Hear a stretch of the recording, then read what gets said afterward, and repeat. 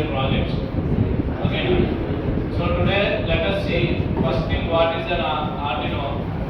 So how Arduino is useful for you and what are the different types of sensors that are present which are useful for you in your BTech projects.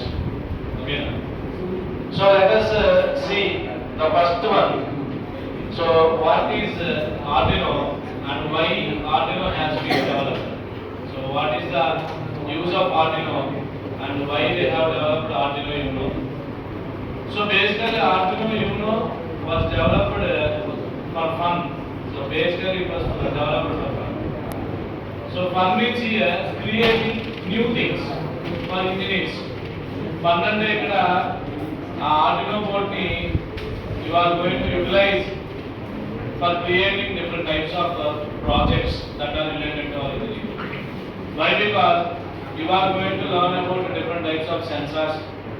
You are going to learn about different types of actuators. So which are basically in your curriculum, in your mechanical curriculum. So you are going to learn actuators. Mechatronics, okay. Thermal. Actuators are a topic. Where do you get the topic called as actuators? Sensors. You have a subject called as robotics.